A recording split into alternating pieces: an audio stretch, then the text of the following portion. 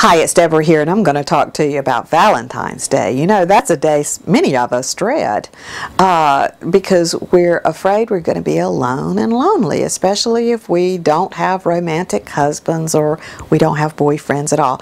So I'm going to give you 3 tips here, and I'm going to help you remember them with the letters PIE.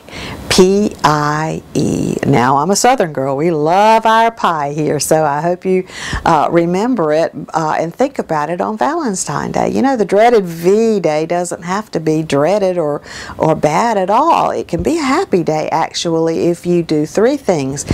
P, prepare and plan ahead. You know, everything needs a plan. Everything needs preparation.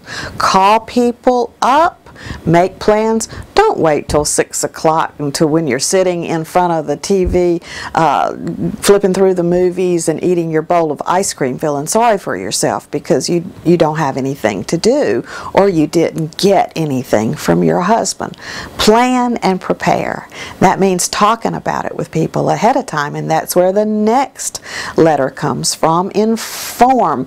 Inform them how you're really feeling. Engage with them in that process and interact with your friends. You know, tell them the day's coming up. Let's do something. My heavens, you know, and talk to your husband about it. Try not to be mystical and all magical about it and hold it all in and hope you're going to get a miracle on Valentine's Day, because more than likely you're just going to get your heart broken. So, or you're going to get the standard roses and chocolate that you know can't afford, your husband can't afford, or you didn't want anyway.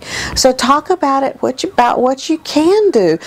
You know, planning and preparation does not take the romance out of marriage. It really doesn't. In fact, it really is a way to inject excitement and anticipation, because it takes a lot of the heat and the pressure of performance off, especially off the guy who's wondering if he's going to hurt you again or feels like he can never make you happy anyway. And that brings us to the 3rd point, encourage.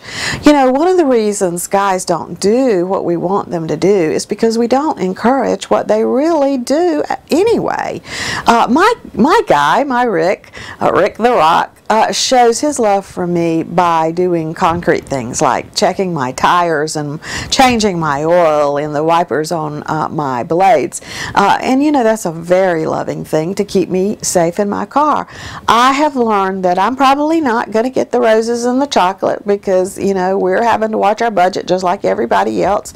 And you know, that wore off a long time ago anyway, and the chocolate goes straight from my lips onto my hips. So, you know, I've told him a long time ago, no chocolates brought into my house, you know.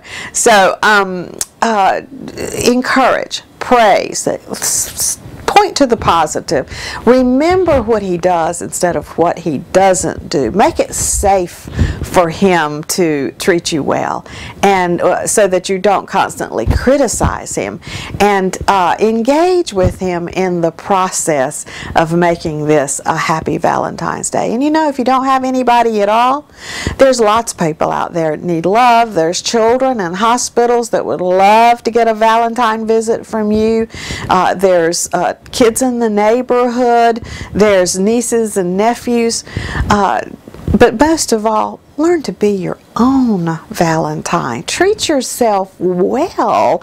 You know, buy yourself flowers and take yourself out to dinner and love on yourself, because you know what? God loves you, and He wants you to love yourself too. He's the greatest Valentine of all. I love you, and I just want you to love yourself too. Have a happy Valentine's Day. Bye.